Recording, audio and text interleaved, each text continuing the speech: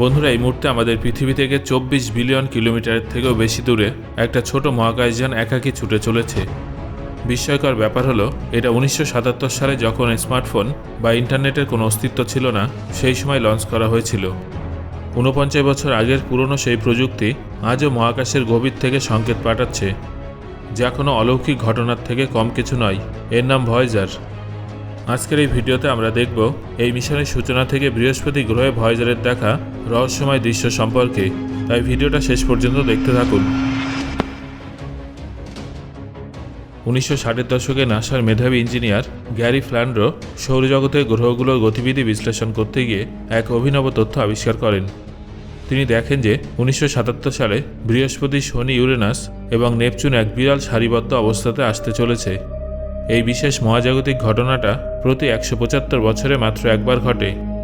Gary বুঝতে পারেন, এই সুযোগ কাজে লাগাতে পারলে মাত্র একটা মহাকাশযানের সাহায্যেই ৪টে গ্রহকে একে একে পরিদর্শন করা সম্ভব হবে। নয়তো প্রত্যেকটা গ্রহে আলাদাভাবে গেলে কয়েক দশক সময় লেগে যেত এবং বিপুল পরিমাণ অর্থ খরচ হতো। তবে এই মিশনের প্রধান বাধা ছিল দীর্ঘ দূরত্ব ও জ্বালানি। পৃথিবী থেকে নেপচুনের দূরত্ব প্রায় ৪.৫ বিলিয়ন কিলোমিটার, যেখানে পৌঁছানোর মতো পর্যাপ্ত জ্বালানি কোনো রকেটের পক্ষে বহন করা কার্যত অসম্ভব ছিল।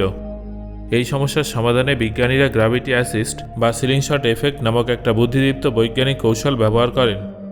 এতে মহাকাশযানটা যখন কোনো বড় গ্রহের পাশ দিয়ে নির্দিষ্ট কোণে অতিক্রম করে, তখন গ্রহের অভিঘর্ষ বল তাকে নিজের দিকে টানে এবং মহাকাশযানটি সেই শক্তিকে ব্যবহার করে অতিরিক্ত গতি লাভ করে সামনের দিকে ছিটকে যায়।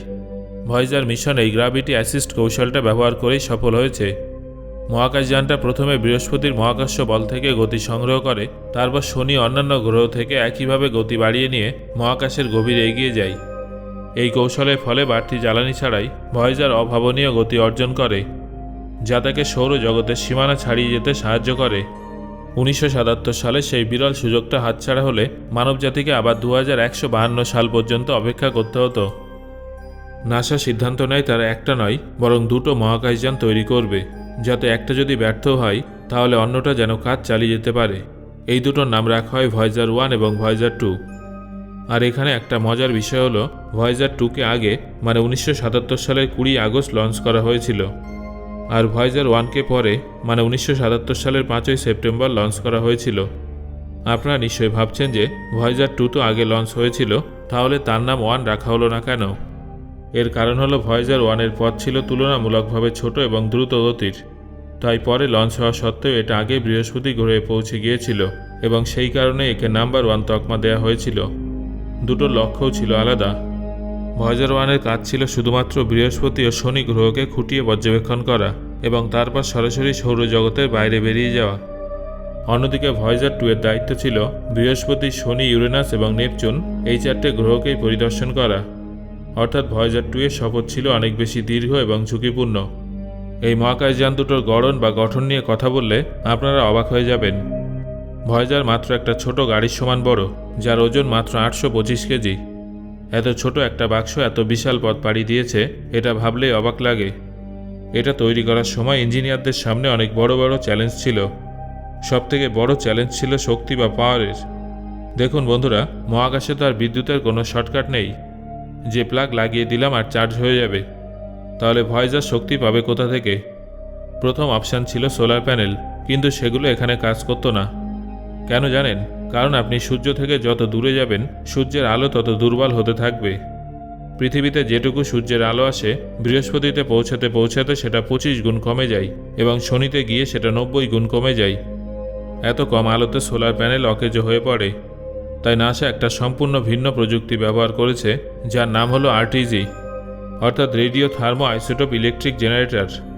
মূলত এর ভেতরে প্লুটোনিয়াম-238 নামের একটা রেডিও অ্যাক্টিভ ম্যাটেরিয়াল ভরা থাকে, যেটা নিচ থেকে ধীরে ধীরে ক্ষয় হতে থাকে এবং এই প্রক্রিয়ায় প্রচুর তাপ উৎপন্ন করে। আরটিজি এই তাপকে বিদ্যুতে রূপান্তরিত করে। এই প্রক্রিয়াটা কোনো বিরতি ছাড়াই বছরের পর বছর চলতে থাকে। তবে এক্ষেত্রে একটা সমস্যা আছে, সময়ের সাথে সাথে প্লুটোনিয়ামের পরিমাণ কমতে থাকে এবং উৎপাদিত শক্তির পরিমাণও কমতে থাকে। যখন ভয়েজার লঞ্চ করা হয়েছিল তখন এর পাওয়ার ছিল ৪৭০ ওয়াট, যেটা মাত্র ৪ থেকে ৫টা বাল্ব জ্বালানোর মতো শক্তি ছিল। আর আজ ২০২৬ সালে এটা মাত্র ২৫০ ওয়াট জেনারেট করে। তাই নাসার বিজ্ঞানীরা একে একে ভয়েজারের বিভিন্ন যন্ত্রাংশ বা ইনস্ট্রুমেন্টগুলো বন্ধ করে দিচ্ছেন, যাতে অবশিষ্ট শক্তি দিয়ে অন্তত যোগাযোগ ব্যবস্থাটুকু চালু রাখা যায় এবং ভয়েজার আমাদের ডেটা পাঠাতে পারে। বিজ্ঞানীদের ধারণা অনুযায়ী 2028 থেকে 30 সালের মধ্যে কোনো এক সময় ভয়েজারের শেষ সংকেত আসবে এবং তারপর এটা চিরতরে স্তব্ধ হয়ে যাবে। যোগাযোগে এক্ষেত্রে বড় একটা চ্যালেঞ্জ ছিল, অর্থাৎ এত দূর থেকে ভয়েজার আমাদের কিভাবে সংকেত পাঠাবে সেটাও একটা সমস্যা ছিল। ভয়েজারের গায়ে প্রায় 12 ফুট চওড়া একটা ডিশ অ্যান্টেনা লাগানো হয়েছে, যা রেডিও ওয়েভের মাধ্যমে সংকেত পাঠায়। এই সংকেতগুলোর পাওয়ার মাত্র 23 ওয়াট। এত দুর্বল শক্তির সংকেত বিলিয়ন বিলিয়ন কিলোমিটার পথ পাড়ি দিয়ে শেষ পর্যন্ত পৃথিবীতে পৌঁছায়। এই সিগন্যাল ধরার জন্য নাসা পৃথিবীতে 3টে জায়গায় বড় বড় ডিশ অ্যান্টেনা বসিয়ে রেখেছে, যাকে বলা হয় ডিপ স্পেস নেটওয়ার্ক। এগুলো এতটাই সেন্সিটিভ যে অত্যন্ত দুর্বল সিগন্যালকেও ধরে ফেলতে পারে।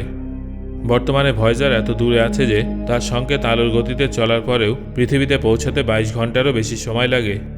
ভয়েজার যদি এখন কোনো মেসেজ পাঠায় তাহলে সেটা আমরা কাল পাবো, আর আমরা যদি কালকে রিপ্লাই দিই তাহলে সেটা ভয়েজারের কাছে পরশু পৌঁছাবে। এই মহাকাশযানটার সঙ্গে আরও একটা চমৎকার জিনিস যুক্ত করা হয়েছিল, যাকে সামান্য একটা মেশিনের থেকেও অনেক বেশি স্পেশাল করে তোলে। দুটো ভয়েজারের সঙ্গে একটা করে গোল্ডেন রেকর্ড জুড়ে দেওয়া হয়েছে। এটা 12 ইঞ্চির একটা সোনা দিয়ে বাঁধানো তামার ডিস্ক, যার মধ্যে পৃথিবী এবং মানুষের সম্পর্কে তথ্য জমা করা আছে। এছাড়াও 150টা ছবি, 55টা ভাষায় শুভেচ্ছা বার্তা প্রভৃতিও আছে। এতে প্রকৃতির বিভিন্ন শব্দ যেমন বাতাস, বৃষ্টি, বজ্রপাত এবং পাখির কিচিরমিচির রেকর্ড করা আছে। এতে বিভিন্ন কালচারের গান আছে। এই ডিস্কের কভারে কিছু ডায়াগ্রাম খোদাই করা আছে, যেটা বুঝিয়ে দেয় যে এটা কীভাবে প্লে করতে হবে। এর উদ্দেশ্য হলো মহাবিশ্বে যদি কখনো অন্য কোনো সভ্যতার হাতে এই মহাকাশ যানটা পড়ে, তাহলে তারা যেন জানতে পারে এটা কোথা থেকে এসেছে এবং কারা এটা পাঠিয়েছে। বন্ধুরা, 1979 সালের মার্চ মাসে ভয়েজার 1 বৃহস্পতি গ্রহের কাছে পৌঁছায়। বৃহস্পতি আমাদের সৌরজগতের সবথেকে বড় গ্রহ। বৃহস্পতির আকার এতটাই বড় যে এর মধ্যে 1300টা পৃথিবী অনায়াসে ঢুকে যাবে। বৃহস্পতিকে এর আগেও টেলিস্কোপ দিয়ে দেখা হয়েছে, কিন্তু ভয়েজার যখন বৃহস্পতির খুব কাছ থেকে তোলা ছবিগুলো পাঠালো তখন যা দেখা গেল সেটা আগে কেউ কল্পনা করেনি। সবার প্রথমে ধরা পড়ল বৃহস্পতির গ্রেট রেড স্পট। এটা বৃহস্পতির পৃষ্ঠে দৃশ্যমান একটা বিশাল ঝড়। এই ঝড়টা এত বড় যে তার ভেতরে আস্ত দুটো পৃথিবী অনায়াসে ফিট হয়ে যাবে। বিস্ময়কর বিষয় হলো এই ঝড়টি অন্তত 350 বছর ধরে একটানা চলছে। মানে ভারতবর্ষে যখন মুঘল আমল ছিল তখন এই ঝড়টি বইছিল, আর আজ 2026 সালে সেই ঝড়টা একইভাবে বয়ে চলেছে। পৃথিবীতে বড় কোনো ঝড় একদিনেই শেষ হয়ে যায়, কিন্তু বৃহস্পতিতে এটা কয়েকশো বছর ধরে চলছে, কারণ বৃহস্পতি একটা গ্যাস জায়ান্ট।